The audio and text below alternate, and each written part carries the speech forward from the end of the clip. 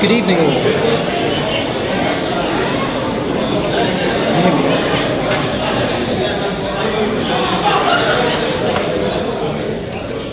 Welcome to the fourth event of Explore Islam Week, organised by the Cambridge University and Anglia Ruskin University Islamic Society. Tonight we're going to be discussing the ethics of war with Timothy Winter. But first, we'll have a short Quranic recitation from Hamza, a University of Cambridge student.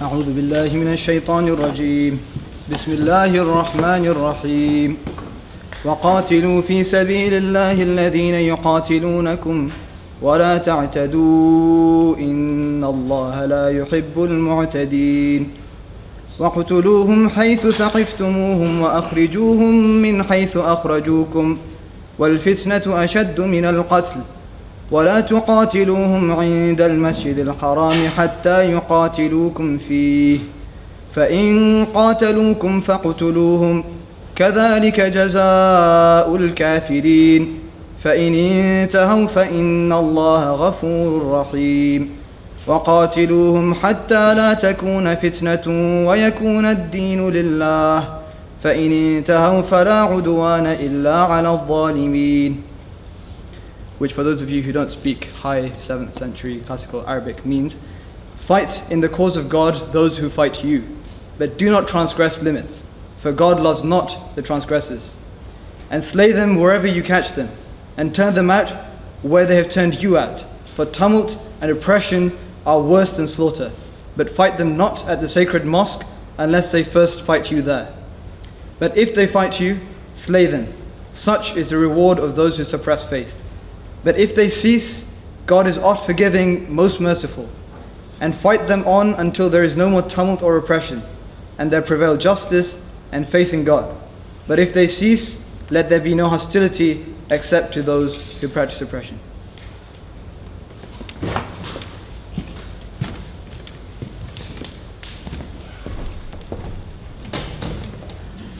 Thank you very much for that, Hamza. Now, we're honoured tonight to be welcoming Timothy Winter, also known as Sheikh Abdul Hakim Murad. He's been named as Britain's most influential Muslim by The Independent, and he's the Sheikh Zayed Lecturer in Islamic Studies here at the University of Cambridge. Tonight, as you can see, he'll be talking to us about the ethics of war. So, without further ado, please give me a hand in welcoming Timothy Winter.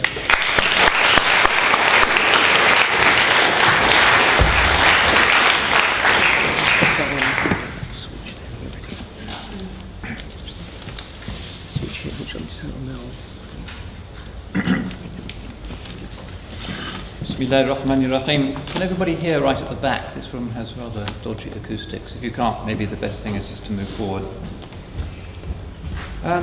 What I propose to do this evening is the perhaps slightly disappointing thing of going through the classical Sharia discourse on war and peace. Those of you who have come hoping for a lurid exposition or perhaps even defense of some of Al-Qaeda's latest statements and outrages, I'm afraid will be disappointed. As educated people, you'll know that there's a profound disjuncture between modern militarized fundamentalisms and the classical discourse of the monotheisms. It's perhaps a source of reproach to those of us who identify with the mainstream that we've not been able to suppress those extremes, but they are extremes. And it exists also in the context of other religions, including the Christianity, whose advocates quite often at least furrow their brow in the general direction of Islam and its teachings on militancy. So just last week I saw that General William Boykin has issued this pronouncement. General Boykin, by the way, is a leading Pentagon general. He was associated with the Black Hawk Down incident in Somalia. He was head of Delta Force, led up the Pentagon's hunt for bin Laden, and has made some very pungent remarks about Islam and Muslims. So this is his latest input. General Boykin says this: "The Lord is a warrior, and in Revelation 19 it says when he comes back, he's coming back as what? A warrior. A mighty warrior leading a mighty army, riding a white horse with a blood-stained white robe. I believe that blood on that robe is the blood of his enemies, because he's coming back as a warrior carrying a sword. And I believe now, I've checked this out, I believe that sword he'll be carrying when he comes back is an AR-15. And the sword today is an AR-15. That's a semi-automatic assault weapon. So if you don't have one, go get one. You're supposed to have one. It's biblical. So the head of the Pentagon's hunt for the world's most wanted man turns out to be a Bible-believing, somewhat crankish fundamentalist. And of course, we all know that's not the mainline Christian view.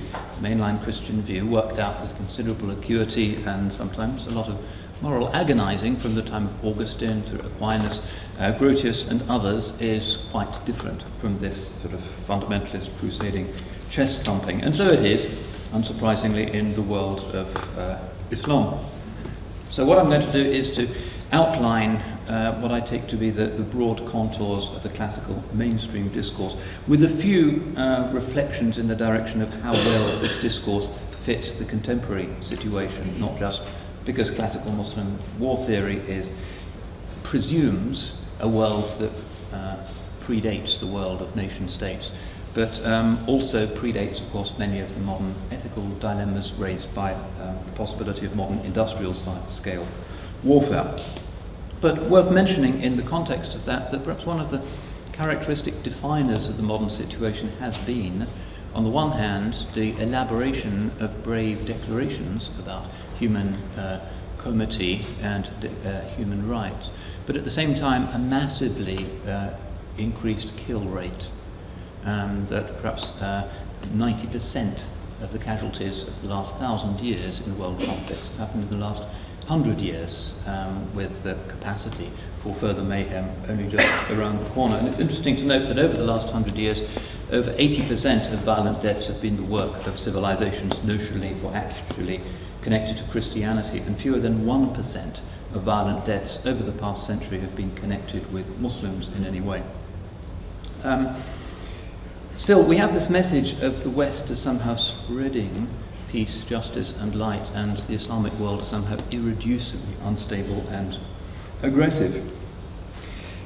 In response to this, there has been a Muslim pushing back, which sometimes makes things even worse.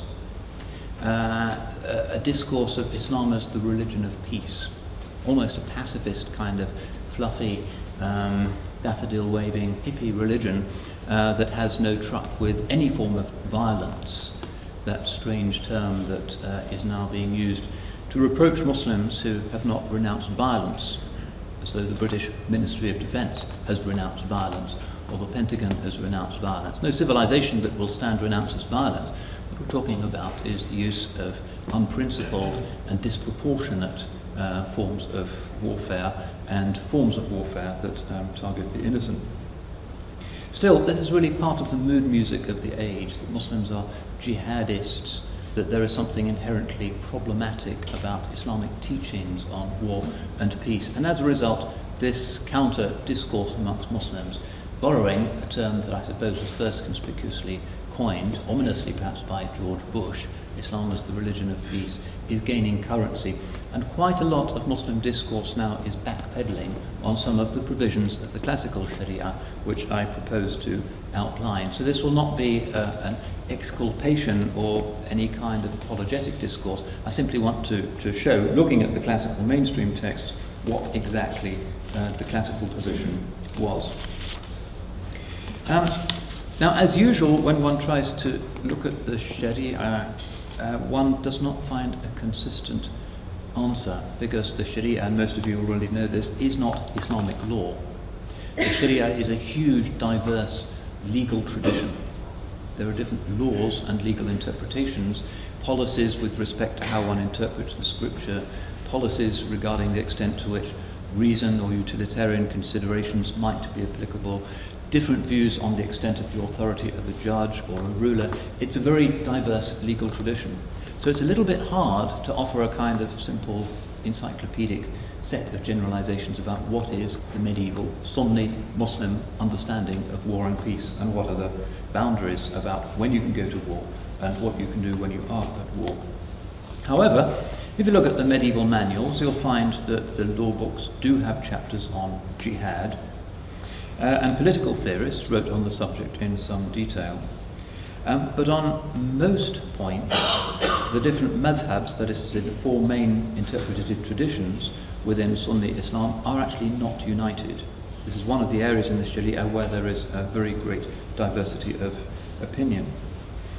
And one reason for this is that although in the Quran and the Hadith we find texts that, as it were, advocate courage and the martial virtues and chivalry, there isn't actually that much that can be immediately cut and pasted into books of law. These are general statements, advocacy of heroism and denunciations of cowardice.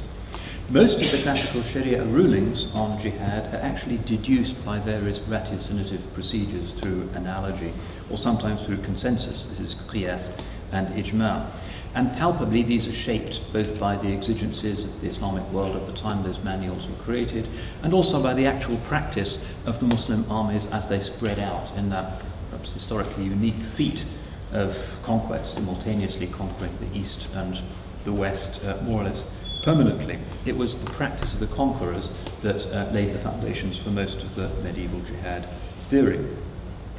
So quite a lot of substantive rules of jihad are actually traced back to the Caliph Omar, for instance, the second Caliph, rather than back to the Quran and the Hadith.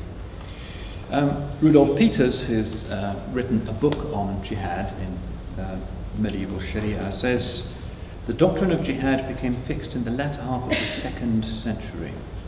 In other words, it's not primal, it comes about a couple of centuries after Islam has started to get significantly underway. And that's one reason why modernists have found it easier to reform this area of Islamic law, I think, than most others, because so many of the classical rulings in the legal text are based on various interpretative maneuvers rather than on clear-cut prescriptions or prohibitions in the Quran and the Hadith. The word jihad itself, you'll all know this, simply means struggle.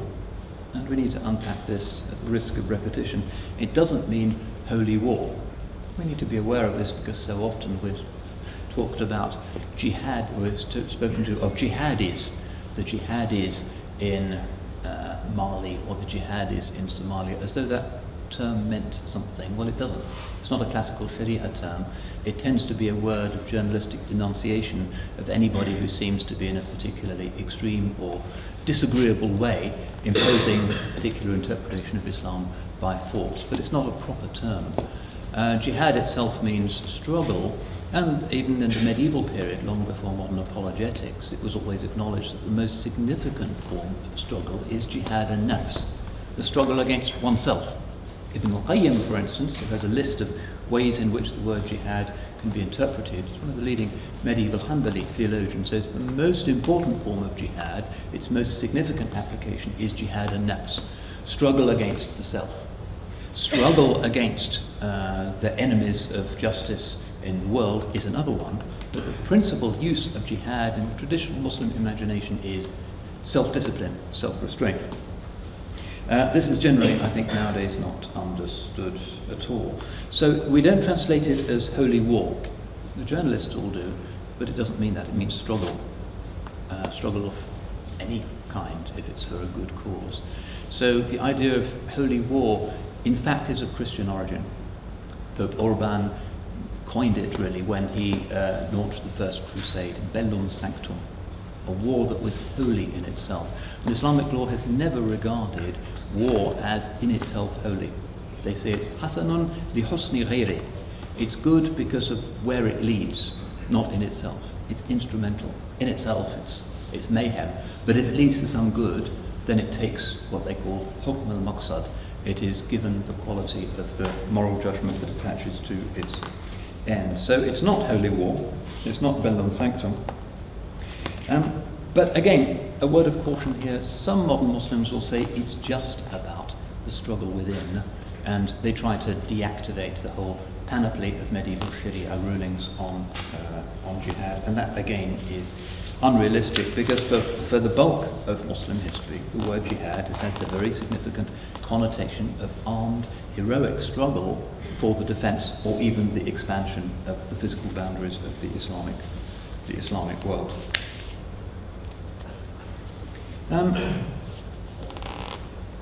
What are the sources for medieval Islam's law of warfare?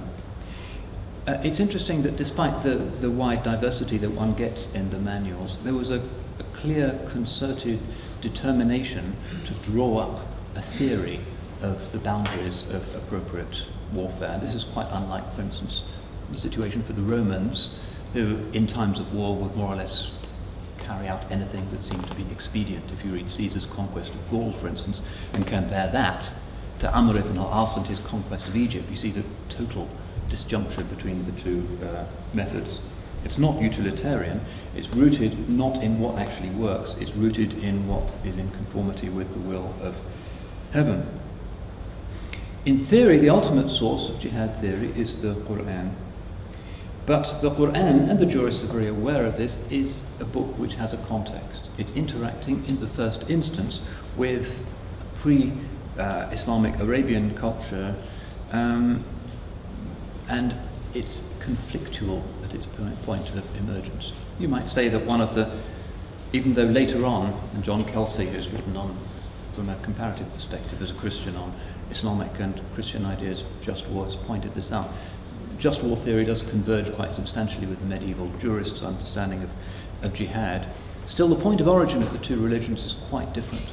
Christianity emerges palpably as a pacifist tradition. Resist not him that is evil, turn the other cheek. And then when it becomes a public religion, becomes a majority religion of the Roman Empire, through Augustine and others, recognizes the necessity to have a theory of war. And mainstream Christianity has never been pacifist. That's there, but it's very much on the fringes. Whereas Islam emerges in a context of a quite drastic struggle for survival. The Meccan elite, even after the Prophet's exodus to Medina, is clearly hell-bent on extirpating the new religion and all of its adherents, and whenever they were given a chance, that is what they did. So in the founding documents, one finds these cries for the necessity of these heroic virtues. Now, we know that the Prophet, in his first 10 years of the ministry in Mecca, there was not a possibility of any armed struggle. Muslims are too few. It would have been futile. Following the exodus to Medina, perhaps 1 year, perhaps 2 years later, we find this critically important verse which gives the believers permission to fight. And this is the verse, and we heard it earlier. أُذِنَ لِلَّذِينَ يُقَاتَلُونَ بِأَنَّهُمْ ظُلِمُوا. Permission is given to those who have fought because they have been wronged. And verily God is able to grant them the victory. Those who are expelled from their habitations without right, only for their saying, our Lord is God. So for the first time, this is a Quranic text which authorizes the believers to take up arms against the Meccans. Subsequent verses that urge the believers to take up the struggle with their goods and their lives, and promise paradise to those who lay down their lives in the cause. And this ushers in the category of martyrdom, which of course is also there in Christianity. The war memorial in my local churchyard is dedicated to the martyrs of the village, and there's a big cross. This is something that's very similar to the Islamic conception. If you lay down your life in defense of others, this earns the divine favor. So there's other verses then which deal with matters such as fighting in the traditionally holy months of Arabia. This is cautiously tolerated. And there are passages about prisoners of war, passages about truces. Now, the key question in all of this is whether this is outlining a model of defensive war, or whether the unbelievers are to be fought under all circumstances. Looking again at Professor Peters' book, he says it is not clear whether the Quran allows Muslims to fight the unbelievers only as a defense against aggression or under all circumstances. And there are actually verses that seem to support both positions. So for instance, Surah 2, verse 190, and fight in the way of God those who fight you but do not commit aggression. God loves not the aggressors, so don't fight an aggressive war. But there's other verses which seem to imply that fighting is to be a more or less permanent obligation and can actually be initiated by the Muslim side. Nowadays we might call this preemption. So for instance, 9:29, this is the so-called verse of the sword. Fight those who believe not in God on the last day, and do not forbid what God and his messenger have forbidden, such as practice not the religion of truth, being of those who have been given the book, until they pay the tribute out of hand, being brought low. So you have what is, at least for modern Western analysts, not entirely clear body of injunction, and it's on the basis of these texts which the theorists then came to mine their rulings as the kind of basic injunctions. But as I said earlier, the majority of the classical fiqh rulings come from other sources. But again, our fundamental ambivalence, is this to be purely reactive and defensive, or can they be what Tony Blair would call a war of preemption? The commentators looking at these verses and making up their minds seem to have been influenced by two main factors. Firstly, there was a pre-Islamic kind of tribal norm in Arabia, which was in the air everybody was breathing, which assumed that a state of war existed always between tribes unless a truce explicitly existed between them. Secondly, further afield, there was the Byzantine military culture, which regarded the notion of religious war as perfectly natural. Just a couple of years ago in Vienna, there was a really important historians' convention specifically about Byzantine ideas of sacred war. So the context, beyond the scripture, the context in which the jurists are thinking out these scriptural texts is shaped by these two traditions, the old Arabian norms and the Byzantine idea of the sacred warrior. And the jurists, on the whole, reach the conclusion that the Quran does in fact require consistent military action against unbelieving peoples if no treaty exists with them. This is the bit that modern apologists find a bit awkward. But that's there in the text, that's what they say. However, there are lots of exceptions which are immediately made in those same texts. So for instance, the Maliki school, one of the four schools of Sunni law, says that there shouldn't be a jihad against the Turks, who at that time were Buddhists in Central Asia, and there's no need to fight against the Christian Abyssinians, and they found hadiths to justify this. Some of the early scholars regarded this jihad, what Muhammad Hamidullah calls idealist jihad. The whole world is to be subject to a divinely approved law, and injustice will be no more, as merely recommended, but the majority of the early jurists regarded as an obligation upon the Muslim community. So technically speaking, jihad was regarded as fard kifaya. That is to say, it's an obligation. If some people are doing it, and it's enough, then it doesn't become an obligation for everybody. Now, when the initial conquest had subsided, this duty continued, but in a virtue that was known as murabata. That is to say, one would volunteer to go to the front line for a certain number of months or even years. And to this day, you can find these ribat fortresses in certain places where these young men from around the Islamic world would go in order to man the fortresses, usually against the Byzantines. There's some old fortresses in southern Anatolia which date from this period, but elsewhere as well. For instance, if you go to the beach just south of Al-Altet in Spain, near Valencia, it's basically, there's about 10,000 Germans sunbathing. There's sand dunes, and in the sand dunes there is an Umayyad ribat, which has been excavated, which was built by the Umayyads as a defense against the Vikings, who would raid from the sea. And you can see how each one of the cells that these, as it were, warrior monks occupied, you can still see the mihrab, the prayer niche. So each one of them in their barracks had this tradition of prayer. You went on murabata in order to learn and to pray, as well as to exercise the martial virtues. A little bit like the so-called monks of war in Western Christendom, the Knights Templars, the Knights Hospitallers, but it would not be a permanent vocation. So this murabata was an important part of pious life in medieval Islam, volunteering for a few months at the front. So the jurists will talk about the ribat in these manuals, and then they go on to make a famous distinction between two parts of the world. They speak of Dar al-Islam and Dar al-Harb, the abode of Islam and the abode of war. That is to say, the abode of Islam, not just a place for Muslims, but a place where Islam may be freely practiced and where justice prevails.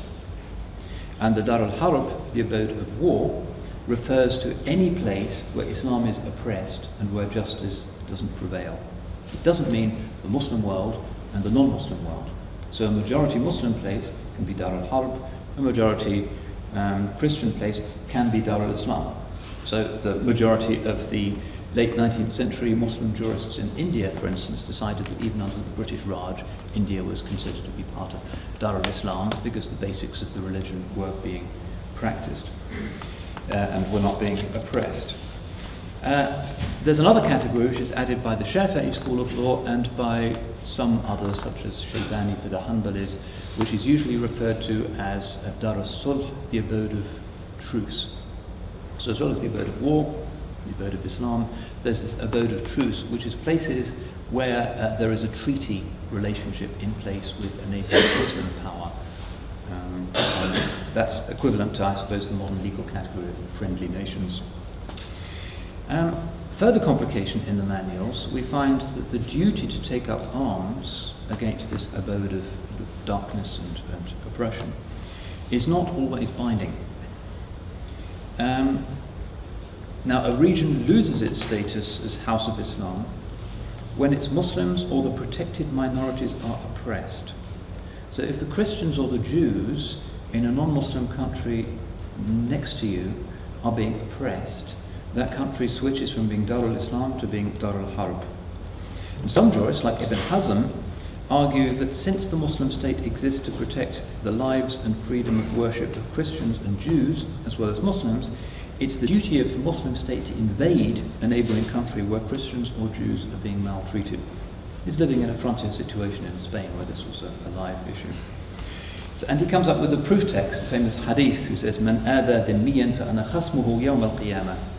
Whoever harms a member of a protected community, that usually means a Christian or a Jew, I shall argue against him as his adversary on the day of judgment. So again, in all of this, Islamic law is assuming that war is a war against a neighbouring ruler and his practices. It's not against a neighbouring people or a religion. This is before the idea of nation state, and the idea of war against a religion would certainly not have been understood. Once the unbelieving tyrant ruler has been brought to naught, his people are to be allowed to continue with their lives as before. Another thing the jurists mention is who actually is subject to the obligation to participate in the jihad. Well, there are several exempted categories. Firstly, minors, and we have a lot of hadiths. The Prophet, for instance, forbade a 14-year-old boy from fighting at the Battle of Uhud. Secondly, the insane. They're not supposed to fight. Thirdly, slaves. Fourthly, women. So in a hadith, we have Aisha, the Prophet's wife, asking the Prophet to participate in the jihad, and he replies, your, feminine plural, jihad is the Hajj. However, women are allowed to accompany the army to help tend the wounded, distribute water and so on, but only on condition that there's no risk that they might be captured. Fifthly, the ill are exempted, and the definition that the jurists give of that is that they're so sick that they can't ride a horse. Sixthly, those who can't afford to go. Remember, this is a volunteer culture, this is not conscription or a standing army. They can't afford to go, they can't buy a sword, a horse and provisions and provide for their families in their absence. They're not allowed to go. Seventhly, the Hanafi school, one of the four Sunni schools, says that if you are the leading jurist or judge of a town, you're not allowed to go because the civil society requires your presence. Eighthly, those who do not have permission from both of their parents to fight are not allowed to go. It's interesting here, according to the Hanafis and the Malikis, even if your parents are not Muslim, they still have the right to veto your participation in the jihad. And that's in the classical text. This is the idea of blood thicker than water, so they still have these rights despite the religious difference. Ninthly, debtors who have not been authorised to fight by their creditors. So if you've still got your Abbey National mortgage and you've still got 7 years to run, sorry, you can't go to war. And the justification for this ruling is that the rights of creditors, like the rights of parents, are individual rights and so take precedence over the collective rights of the community. And this principle is only overturned if the Muslim community is in imminent danger of invasion and destruction. in which case none of these exemptions apply. So, for instance, in the final Muslim defense of Jerusalem against the Crusaders, even little kids had swords, and it was that desperate. And similarly, the Mufti in Bosnia authorized women to fight when the entire Muslim community was threatened with extermination by the Serbs. But that's in extremis, that's an extreme defensive situation. The next thing the jurists do that's interesting is to discuss the permissibility of different kinds of weapons. There is no argument about whether you can use swords and arrows and mangonels, although there's arguments about mangonels. These are the big catapults that were used as siege engines before the invention of gunpowder. We know that the Prophet once used mangonels in the siege of the city of Taif, and they were used sporadically in later conflicts, even though the jurists are anxious about the possibility of what we would nowadays call collateral damage. But there are arguments over whether, for instance, it's legitimate to drown an enemy by bursting a dam, or by burning them, as by setting light to a fortress. This worries them. And the consensus is that these methods are dishonourable and can only be resorted to if there's no other means of securing victory. Of course, any traditional general is going to say, the only way we can do it, burn their fortress. So in practice, these things were done. But it's important to note that the jurists do have hesitations about this, particularly in the context of a number of hadiths where the Prophet says, I have been commanded not to destroy people by fire, which is, as we'll see, still a live issue in the context of some contemporary weaponry. Can you attack if Muslim prisoners are being held in the opposing army or fortress? Some jurists, like Al-Awza'i, say that no, it's forbidden to attack. Other schools say it's permissible. And there are also rules which prohibit, for instance, the mutilation of enemy corpses. And this is called muthla. Rasul alayhi salatu wasalam naha anil muthla. He forbade the mutilation of enemy corpses. And there's also some grisly stuff, such as, for instance, you're not allowed to fire the heads of enemy casualties in your catapult in order to upset people who are defending a city or a fortress. It might be effective propaganda, but the Sharia doesn't let you do that. Who can be killed? All the madhabs agree that minors and women may not be killed unless they're actually bearing arms against the Muslims. And that's universally agreed, as there's a number of authenticated hadiths to this effect. All of the madhabs, with the exception of the Shafi'is, say that it's likewise forbidden to kill the aged, the insane, monks and priests, the blind and slaves. Some of the jurists say that if they're killed anyway, their relatives have the right to claim compensation from the Muslim forces once the conflict is over. Those who may not be killed or who surrender are to be taken captive. People who could not fight against Muslims behind their lines, like people who are not going to be dangerous, old men in wheelchairs, monks, the infirm and so forth, you just leave them alone. And the Maliki jurists, only the Malikis, insist that if the army is moving on, you have to leave sufficient provisions for those, for the conquered population before the army moves on. Communities which surrender peacefully to the Muslim army aren't subject to any taking of captives. Islamic law, and this was in practice a very important distinction, distinguishes between cities which are taken anwatan, by force, whose people may, with these exceptions, be taken captive, and cities captured sulhan, that is to say through peaceful submission, and those cities are just to be left intact and you can't interfere with them. Now at this point I want to raise some things that show how these traditional rules are under intense strain and in some ways don't actually work particularly well in modern conditions. I mentioned earlier that this is a medieval code where the honour of the warrior is paramount. The idea of chivalry, a kind of samurai-like warrior ethic, is all important, and you can even endanger your chances of success in order to ensure that you are acting chivalrously. In the context of modern warfare, how much of that can still work? And this is a major question for contemporary Islamic ethicists and theorists of war. How much of this Sharia rather strongly emphasizing image of what you can and cannot do in the war. How much of that is actually going to apply nowadays? So, for instance, one case, cluster munitions. You'll know that to this country's everlasting credit, Britain is one of the first countries to have signed the international conventions banning cluster munitions. These are the completely horrible things that, for instance, Tomahawk cruise missile, near its target releases 166 bomblets, and each one explodes and fires these flechettes. They're arrows specifically designed to cut human flesh over a wide area. And very often, it's about 10% failure rate or dud rate. These bomblets don't actually explode, but they're sort of attractive things for children to pick up in subsequent years, and they can remain contaminating or interdicting the landscape, sometimes for decades. So, for instance, there's 60 million unexploded cluster munitions in Laos in Southeast Asia, left over from the time when the Americans were just plastering the whole country with these munitions. And several hundred people, usually children, are maimed or killed every year in Laos, and it's incredibly difficult to identify them and to safely dispose of them. It's very expensive, very labour intensive. They've still got 60 million of these things. Theoretically, at least 60 million casualties. After Israel pulled out of southern Lebanon in 2006, at the very last moment they bombarded southern Lebanon with cluster munitions. They haven't signed the convention. The Americans and Israelis have not signed the convention.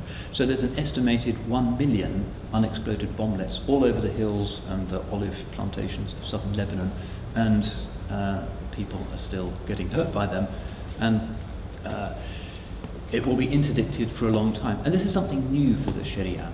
Nobody in the Middle Ages envisaged that even the day after a battle, the battlefield might still be dangerous. Something quite new. So the question is, has the tradition the resources to come up with a reliable fatwa on cluster munitions? As far as I can see, although in discussion with individual jurists, they strongly disapprove, I haven't seen any of the major international fiqh academies actually urging Muslim countries, many of them have signed up anyway, to sign up to the convention which bans cluster munitions. So we have potentially a Sharia crisis here, a completely new type of weapon, characteristically modern in its efficiency and its intractability.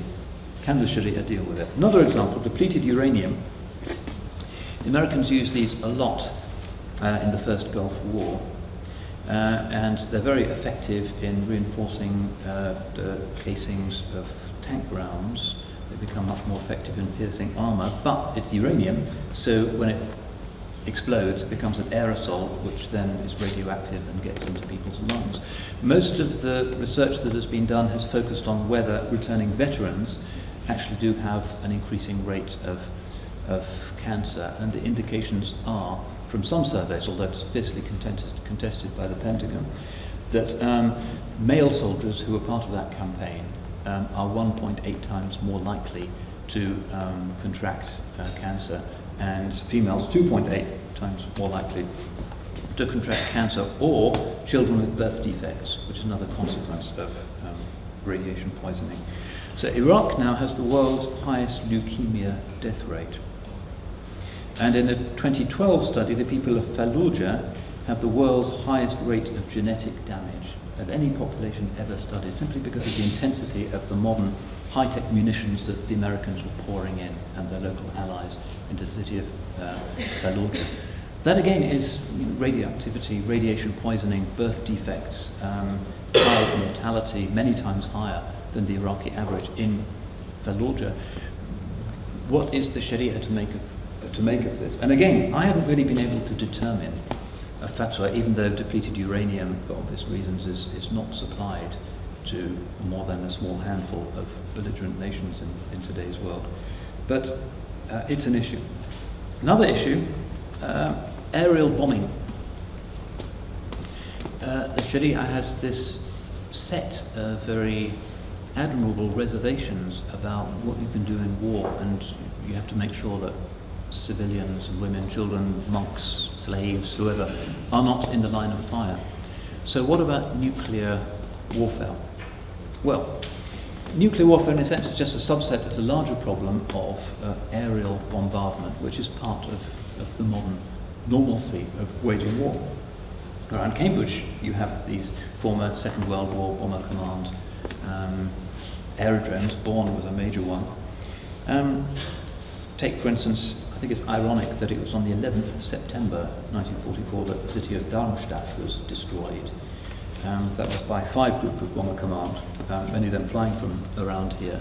And it was a city that had no military value. There was just one small chemical factory there, but because they destroyed Berlin, Hamburg, and the other places, they had a go at Darmstadt. 80% of the city was destroyed, more than 12,000 people died, mostly through asphyxiation or flooding, because with the firestorm, the oxygen is literally sucked out of the air. The fire burns out the oxygen, and there's a high wind. People are carried along by the high wind, and that's how most people die. Very horrific, very disgraceful. What does the Sharia make of that? When the Holy Prophet says, I have been commanded not to destroy people by fire, if he's not talking about that, what is he talking about? So, another example of how the Sharia is being pressed by these contemporary issues. Now, what we find is that when Muslims do reflect on these, they say, we too exist in the modern Westphalian model of nation states. We have to have ministries of defense, we have to have air forces, we have to have the capacity for deterrence, and there has to be at least a rule of proportionality. If they're doing it to us, then we'll do it to them. That's how Churchill justified what he called the terror bombing in the Second World War, which killed about 600,000 civilians. Proportionality, retaliation. So this is the argument that is cited, and of course there's justification for that in certain interpretations of Quranic text. ذَلِكَ وَمَنْ عَاقَبَ بِمِثْلِ مَا أُوقِبَ بِهِ ثُمَّ بُغِيَ عَلَيْهِ لَيَنْصُرَنَّهُ اللَّهُ. It's in Surah Al-Hajj. And if one has responded to injustice to no greater extent than the injury he received, and is again tyrannized, Allah will help him, for Allah is pardoning and forgiving. So if you react to somebody else's offense, but not going beyond what they have done to you, it seems that you enjoy the divine favor. But does this really extend to Western-type weapons of mass destruction? Or is it really envisaging a world of bows and arrows? Well, looking at nuclear weapons, apparently if less than 1% of the world's current stockpile of nuclear weapons was actually used, 1/6 of the world's population would die, and mostly through massive changes in global climate and famine. In other words, most of the people who would die would be people far from the conflict zones, completely innocent. So we do have a current Muslim discussion on nuclear weapons. Of course, the flashpoint is whether the Iranians are developing them or not. And the Iranians are saying the Israelis have them, so maybe we should have them. Proportionality, deterrence. But the official Iranian position is that they're not developing them. And Ayatollah Khamenei and the others have said that it's not permissible for Muslims to use nuclear weapons. That's for those barbarian Westerners, and we know what they did in Hiroshima and Nagasaki, but of course we would never do such a thing. Here is an interesting ruling from Taha Jabir al-Alwani, who is the Iraqi head, former head of the Fiqh Council of North America. Weapons such as nuclear and chemical weapons are not permissible to be used against the enemy, because by the nature of these weapons you can't differentiate between the innocent and the criminal. If we look at this, we wouldn't allow any nuclear chemical weapons which would kill the innocent and the aggressor, especially from the Islamic point of view. Allah Almighty says in the Quran, "Nor take life which Allah has made sacred except for just cause. And if anyone is slain wrongfully, we have given his heir authority to demand retaliation or to forgive, but let him not exceed the bounds in the matter of taking life, for he is helped by the law." So he's using that ayah as a proof text really against the legitimacy of nuclear weapons which claim such massive collateral casualties. And then he comes up with a number of quotations. So, for instance, from Abu Bakr, the first Khalifa, "Do not commit treachery," he's instructing his army, "do not commit treachery or deviate from the right path. You must not mutilate dead bodies, neither kill a child nor a woman nor aged man. Bring no harm to the trees, nor burn them with fire. Slay not any of the enemy's flock, save for food. You are likely to pass by people who have devoted their lives to monastic services. Leave them alone. It's a famous khutbah by Abu Bakr when he's talking to his army as they're about to go into action. Basically, he's giving them a list of stuff that they're not allowed to do. So, from Tahir Jabir al-Alwani's point of view, this necessarily encompasses something as arbitrary as the kind of weapons of mass destruction which have been generated and used by Western civilization. It's not possible for Muslims to use that. But the argument is not closed. So A'id al-Qarni in Saudi Arabia, who's one of the sort of Salafi world's most widely influential preachers, has on many occasions says that the Muslim world has to acquire nuclear weapons as a matter of urgency. So he says, the world only respects the strong. To produce one tank would be better than 1,000 poems. He's reacting against the tendency in some of the Gulf states to build museums of Islamic art and opera houses and to turn people's attention to matters of culture. He'd rather have nuclear weapons. So he says this, for instance, there are buildings currently being occupied by minor daily newspapers that no one reads, and cultural heritage museums housing scrap metal, worn-out rope, blunt axes, and other artifacts. These should all be turned into factories to manufacture tanks, rocket launchers, missiles, satellites, and submarines, so that the world comes to respect us, hear our voice, and appreciate our status. It's not really about chivalry or rights or anything like that. It's about respect us, hear our voice, and appreciate our status. That's A'id al-Qarni's view. It's a widespread view amongst some of our angrier brethren. So we haven't come up with any kind of consensus on this, unfortunately.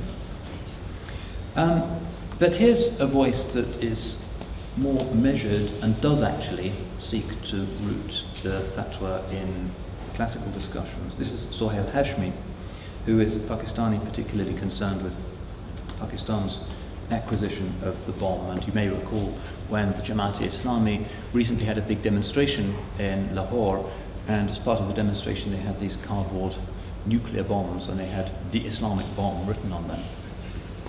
The Pakistani establishment would say the Indians developed nuclear weapons first, we have to have it. After all, the West justifies its own nuclear weaponry as deterrence against the former Soviet threat. Why can't we do the same? They have that utilitarian discourse. But Sohail Hashmi takes a different view, and you can see his article, it's on the web, I think. Reasons for the prohibition. Firstly, nuclear, chemical and biological weapons do not permit a level of discrimination between competence and non-competence that is required by Islamic rules of war. Second, even if such weapons could be employed strictly against military targets, they kill or maim in such horrible ways that they violate Islamic teachings on fighting humanely. Third, they wreak lasting damage on the natural environment, but must be considered in Islamic moral evaluations because all life has worth as God's creation, quite apart from any utility derived by humans. And then the Quranic quote, there is not an animal on earth, nor a bird that flies on its wings, but they are communities like you. That's Surah 6:38. Destroying or damaging the natural habitat of species unable to defend themselves against human attack constitutes the height of what the Quran labels fasadun fil ard, corruption in the land. Fourth, because such weapons cannot be used for any morally defensible purpose, any expenditure to develop and stockpile them, any resources diverted from other constructive purposes amounts to what the Quran and Hadith condemn as israf, or waste. And then he goes on to supply a list of proof texts indicating why it's necessary to protect crops and livestock. He points out that the Prophet never killed animals as a tactic of war. Sometimes, for instance, in the siege of Banu Nadir and the citadel of Thaqif, he did cut down orchards in order to dismay the defenders, but that was as far as it went. So again, the famous speech of Abu Bakr, you shall not fell palm trees or burn them, you shall not cut down any fruit-bearing tree, you shall not slaughter a sheep or a cow or a camel except for food. So this indicates that even the Holy Prophet's practice was either abrogated by one of his later practices or was particular to a given situation. It was mukhassas, not a general rule. The last question which arises is automated battle systems. This is the so-called robot war scenario. much of the Pentagon's current research budget is given over to these automated battle systems, and they're very popular and very safe, at least from the point of view of those who are operating them. Even though they seem to have lost the war in Afghanistan, the only thing that is working for them is airborne assassination from the Predator drone strikes. And the question now arises, and there have been a number of sort of discussions on ethics forums, as to the extent to which these automated systems should become autonomous systems. The RAF calls them UCAS. You students think UCAS stands for something a bit different, but for the RAF, UCAS stands for Unmanned Combat Air Systems. And the idea is that the major reason why people are killed in error in battlefield is because of human error. And if you eliminate the human element in war, then you eliminate the possibility of killing in anger or out of revenge or some extraneous factor, and you only kill those whom the machine has been programmed to recognize as a legitimate target. So the idea is that the drones in future, the algorithms have already been developed. Somebody who's at the RAF Academy told me that this has actually been used in practice, but not by this country, is that the drones will hover for days over a sector in territory that is under occupation, and the algorithm will kick in when it sees a certain configuration on the ground. So if it's a bunch of men around a large lump of metal, it will assume that that's a weapon and it will open fire. And that's said to be actually more reliable and to produce fewer civilian casualties than if you have somebody in Virginia, they like to dress up in sort of fighter pilots' uniforms, even though they're behind a desk, pressing the button and zapping the Taliban or whoever it might be, maybe farmers with a tractor, he doesn't really know. But in any case, this is happening constantly on a daily basis. There's dozens of them in the air as we speak. So the question is, what does the Sharia make of automated battle systems, which seem to be at the opposite pole of the spectrum from the traditional chivalric idea of only slaying those who you actually slay personally with your sword. It becomes completely mechanized. And of course, it's not just aerial systems, but there will be in future completely cybernetic battle tanks, which will be programmed to destroy everything that moves in a particular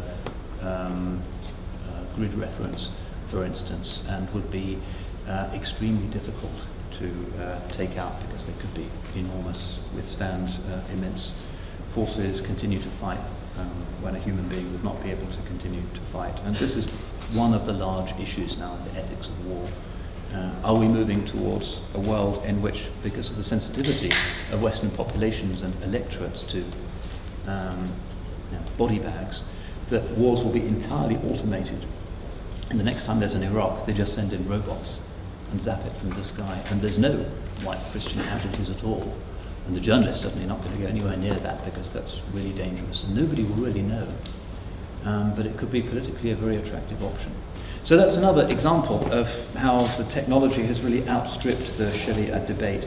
Of course, it's unlikely that Muslim states are going to be using such automated systems anytime soon, although the Iranians claim they have a drone, but I suspect that it's not as sophisticated as the American automated systems. I guess I'm out of time. I've spoken for about an hour. What I've tried to do really is just to map in as hopefully objective, descriptive way as I can what the classical manuals of Sharia say about who you can fight, who you can't fight, who should fight, who shouldn't fight, how you fight, and what are the boundaries of a legitimate war. And then to end with a reminder, if one be needed, that the Sharia is under incredible strain under modern conditions because of, in this case, the incredible destructive power of technology when applied to weaponry. And there'll be more and more wonders in store, no doubt. Another aspect of it that I didn't talk about is the use of sanctions, for instance.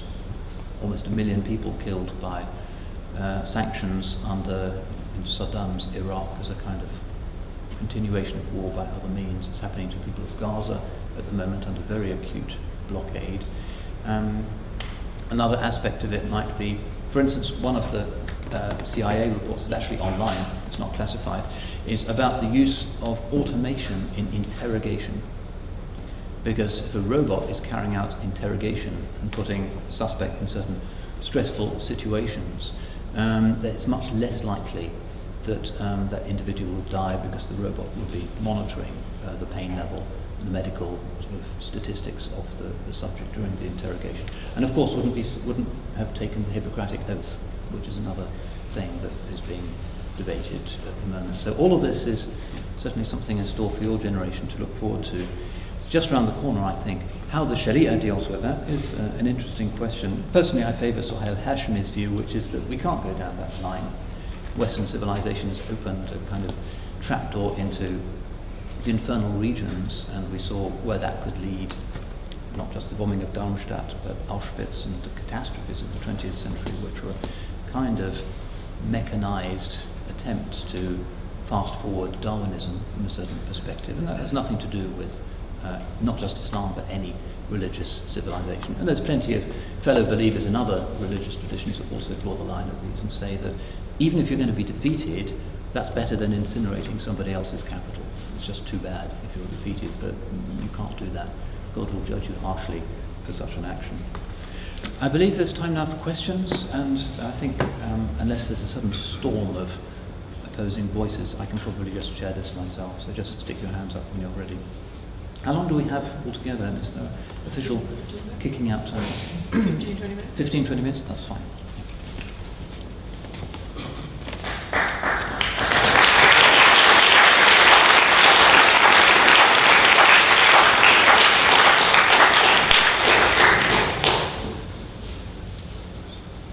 Who's first? Yeah. You mentioned that some people say that the default for Muslims is to be at war with non-believers. But how is that sort of, well, when fundamentalists argue that that's the reason they kill innocent, how do you, what's the solution? Well, because that classical position was an interpretation of the medieval jurists. But the modern jurists don't hold that view, and they say that in a world of nation states where Muslims sometimes are better treated outside the Muslim world than they are by their own governments, it just is a meaningless category.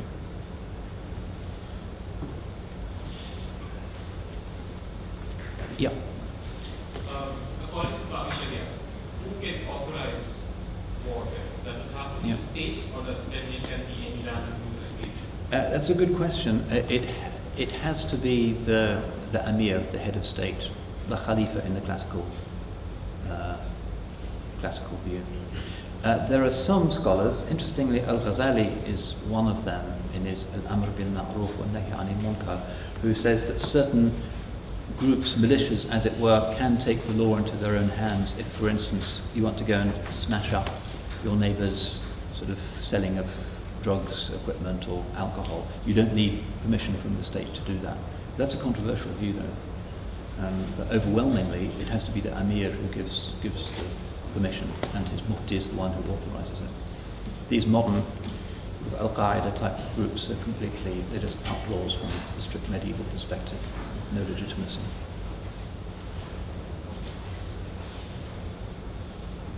Yeah.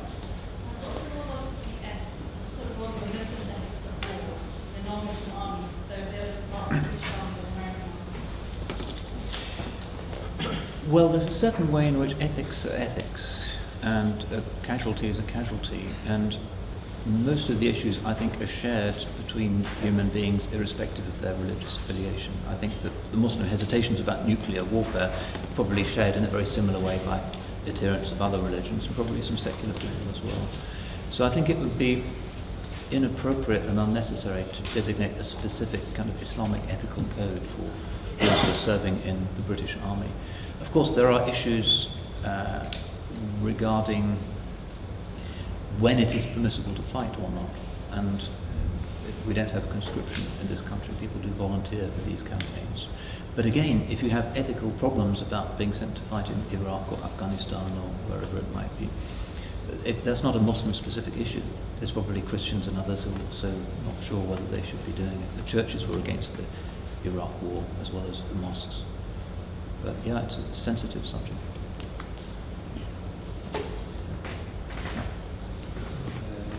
Picking up on this traditional distinction between having an abode of Islam and an abode that somehow suppresses Islamic practices, how would you say that coherently applies to the state of affairs in the country right now, where even if Islam isn't actively suppressed, it's not kind of channeled into any legal expression? So, I guess some countries in the West. Well, what the jurist said, for instance, in British India, was that Darul Islam is not the land in which all of the rules of the Sharia are applied. That historically has hardly ever happened anyway. But it's the land where Muslims are able to practice the basic obligations of the religion. They can fast in Ramadan and they get halal food, and it's those things. As far as I can see, almost all of the mainstream jurists now have abandoned this Darul Harb, Darul Islam dichotomy, which is not from the Quran or the Hadith anyway, but was a medieval construct. I think it's vanished without trace. Because everybody knows that Muslims are often better treated. For instance, probably easier to be a Muslim and speak your mind in modern Britain than, say, in Egypt at the moment. So what could such a distinction mean? Yeah. If you're looking at a different angle, for example, if you're looking at two Muslim states, what does Islam generally speak on the ethics of war? For example, the 1990 war between Iraq and Kuwait. Where would the distinction, or how would that be classified? Yeah, the question is about conflicts between Muslim states. The classical jurists would say that you should not get involved in a conflict between Muslims. And this was the way of in a sense, it's what defined one's identity as a Sunni Muslim. The first Muslims were divided. Some became the Khawarij, they fought against Imam Ali. Some became the Shia, they fought for Imam Ali against some of the other of the Salaf. The Ahl Sunnah were the people who wouldn't get involved in those disputes at all, but tried to include everybody. So in a sense, the Sunni response is not to get involved, because it's just fitna. As we can see, that wherever Muslims do think they can take sides in a civil war situation or an international conflict situation, they always regret it. I mean, where is there an example of Muslims taking sides in an armed conflict in recent times where the outcome has been a positive one? Don't know. I mean, look at Syria. It's not looking so good. Yeah. I'm just wondering, you mentioned actually that there are rules about who's allowed to go and join the war and who's not. However, in times of extreme situations, those rules don't apply. Does that mean that in times of extreme situations, even the ethic of war don't apply? The extreme situation means that you and your community are about to be exterminated, so you can give a gun to your child and to your wife, and the insane, and everybody participates. But that doesn't mean that you can do to them whatever you feel like doing. It's about defending the community and who can be armed. Yeah, so if we take that one step further, like in theory, Muslims shouldn't have these nuclear weapons, but they're in a situation that the only way for them to defend themselves is by having nuclear weapons. Is it still forbidden? My perspective is that it would be forbidden, because if they used them, they would be breaking all of the rules about the sanctity of life and contaminate the earth. It's fasadun fil ard. I said that there are certain situations where it's preferable to be defeated and just to deal with the consequences than to be guilty of an atrocity. Yeah. There's concepts about, for example, immunizing your whole population against disease and then spreading the virus to your enemy. What are your thoughts on biological use? Well, I think that would be another example of how a modern military possibility is clearly a violation of our ethos. If the enemy population is primarily a civilian one, then it's entirely unacceptable. But I don't think that any military ethicist in any culture at the moment would validate the use of such weapons. It is theoretically possible to target certain ethnic groups, for instance, on the basis of DNA and other markers of ethnicity, but it's a violation of the relevant Geneva Conventions. Yes, you talked briefly about captives.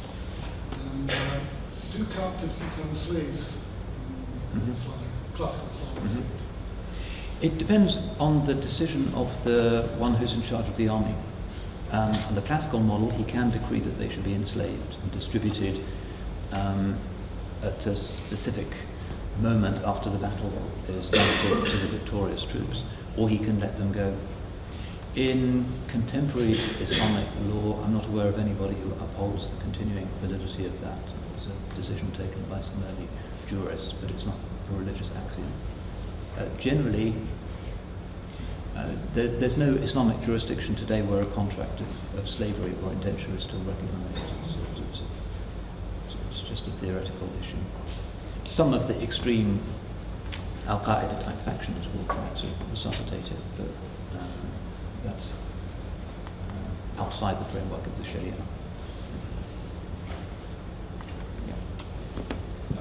The Israeli-Palestinian conflict, or more specifically Hamas, and the weapons used by each side.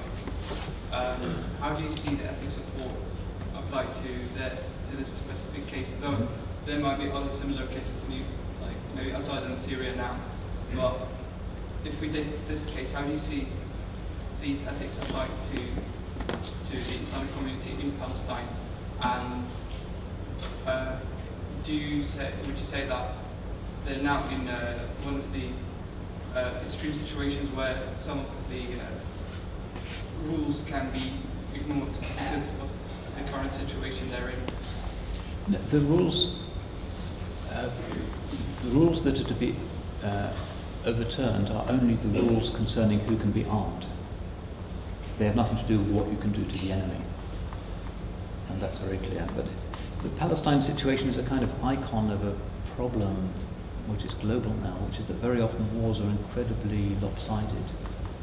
In Afghanistan, you have mountain men in plastic sandals being zapped by 21st century Star Wars technology, and it's completely inequitable. So does that mean, as some of them would claim, that they can break the rules and target civilians and blow themselves up and use the only weapons that they have at their disposal? I don't believe that works. I don't believe that religion is about breaking your own moral principles out of necessity. And it's not clear at all that the Palestinians have gained one little bit from, say, using suicide bombing. But then, how can someone do what the verse says, وَأَعِدُّوا لَهُمْ مَا اسْتَطَعْتُم مِّن قُوَّةٍ وَمِن رِّكَابِ الْخَيْلِ تُرْهِبُونَ بِهِ عَدُوَّ اللَّهِ وَعَدُوَّكُمْ, to create fear in their hearts? And if those really powerful weaponry are not being utilized by Muslim communities, then they are going to be far more powerful than the Islamic army. Yeah. So for them to be of any cause of fear to them. Because it doesn't significantly put fear into them. In fact, it causes, the leaders of Israel, whenever they go on fundraising trips to the United States, and often they talk to the big evangelical communities, sometimes they even bring a suicide bomber's vest just to show them what they're up against, and they get more donations. Nothing has contributed to sympathy in the West for Israel more than Palestinian attacks. So it doesn't frighten them, it makes them more confident of the success of their propaganda. If you look at any of the security digests which are there on the internet, you can see what a godsend suicide bombing has been for Israel. It makes a lot of sort of swing voters in the West not support the Palestinians any longer. Yeah. Under the Sharia, is a preemptive strike by a nation state justified? Preemptive strike, yes, it can. If you can see that the country next door is preparing to attack you, you can do that.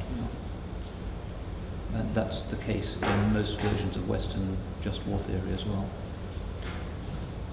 But in the case of Iraq, of course, it was bogus because there's no way in which Britain and America were going to be attacked by Saddam with his mythical weapons of mass destruction. That was a spurious use of the principle. Yep.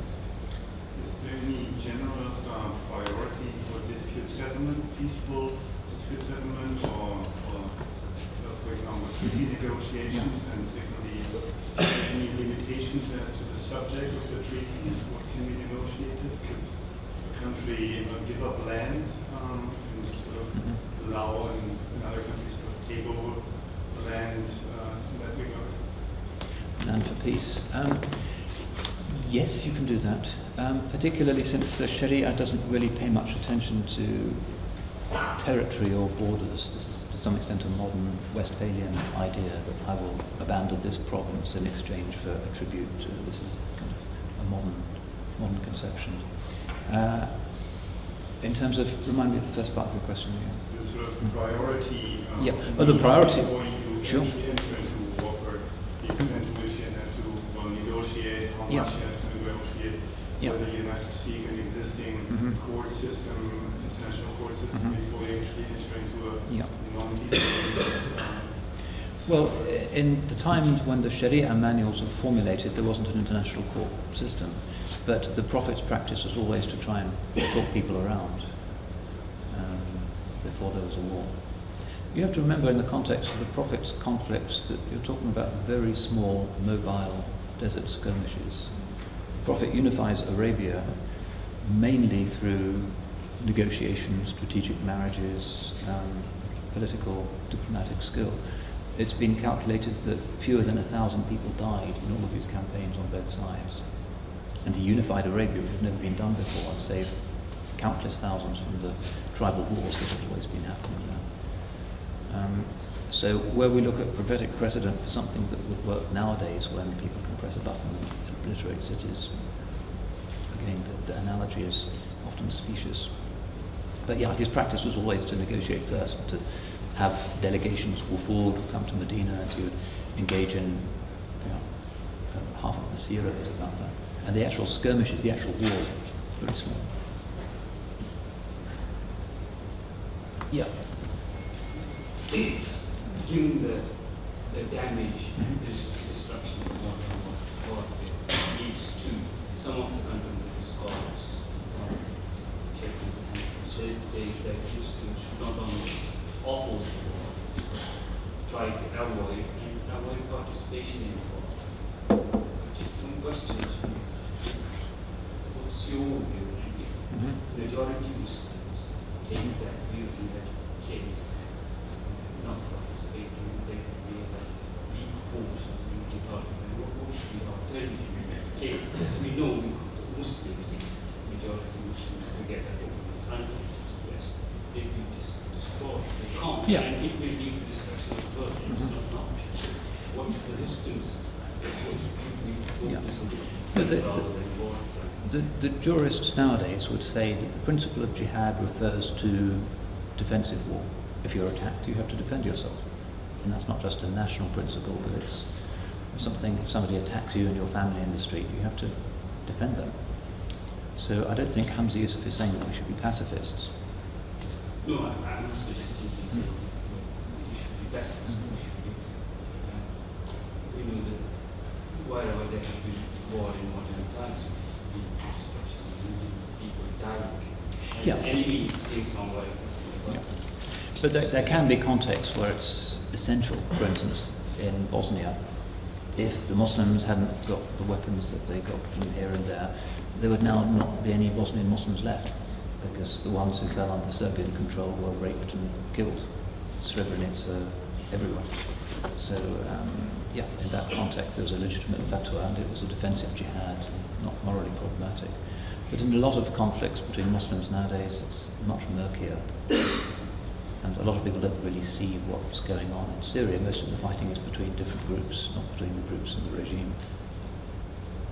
The Libyan revolution has led to probably worse instability than they had under Gaddafi. Most of these conflicts have not delivered. But that doesn't mean that you can ever take up arms.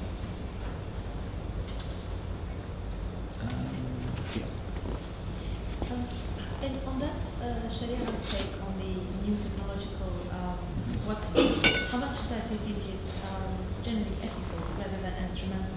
That is, how much are this ethic discourse more of an excuse to failing to develop these instruments from the Muslim world? That is, or how could the ethical argument become the instrument in a victimizing discourse?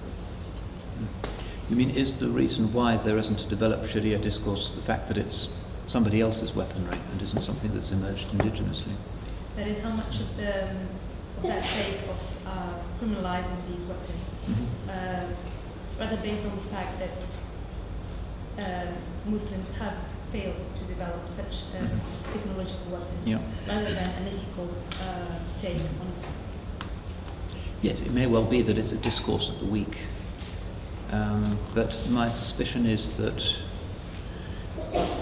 in the context of classical Islamic civilization, had, for instance, Islamic civilization won the clash of civilizations and was now regnant, I suspect that the jurists would still not be authorizing chemical weapons, area bombing of civilians, nuclear weapons, because it's so obviously alien to the spirit of the hadith. I don't think that they can be legitimated, or they ever would have been. Yeah, you've been very patient. I think there's a conflict between the idea of not being aggressive and fighting people who don't believe in the Quran, and if so, how do you reconcile those two things? Yeah, as I said, people are not fought for their belief, they are fought for what they have done to certain categories of the weak. The Quran, where it urges war, tends to explain that that's for the sake of the mustadafin, the people who are oppressed.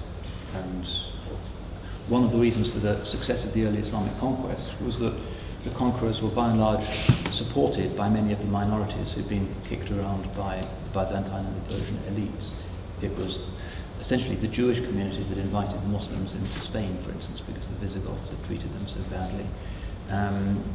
Many of the Christians of Egypt had been badly treated by the great church in Constantinople and were very happy for the Arabs to invade. And it was the same in Iran.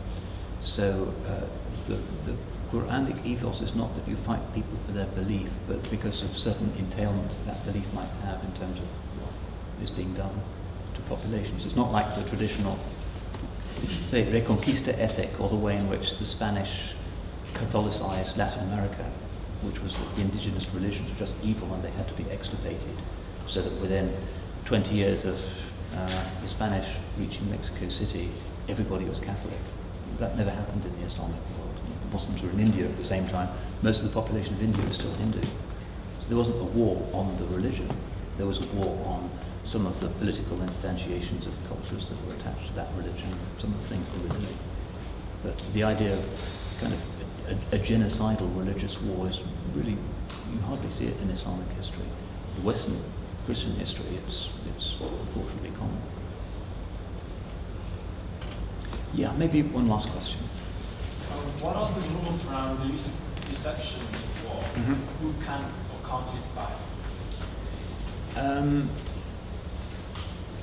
Again, this is a question that the jurists would deal with in the kind of pre-internet age. Nowadays, we know that one of the big things they're doing is reading all of our Gmails, and megatons of information is being stored in case it's useful for their security agendas. But in the medieval times, it was assumed that you can use trickery and you can use deceit in order to secure military advantage. It was not seen as problematic at all. Okay, thanks very much. Is somebody going to say a few final words, or are we done? Yeah. Okay.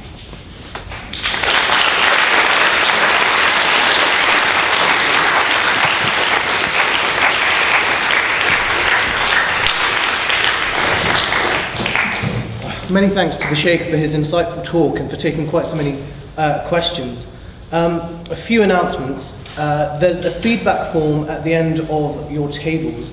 There's also a section below for those of you who couldn't get your questions answered today. I've been told that they'll be answered on Friday at 7 p.m. at Sydney Sussex College where you'll apparently be able to grill a Muslim. There are some refreshments outside with tickets on sale for Saturday's closing dinner, which will be themed A Taste of Ramadan. The price will be £7 for members and it will be free for non-members. And there is some literature at the back, some Quran translations, if that takes your fancy. So thanks very much for coming and I hope you enjoyed the talk today.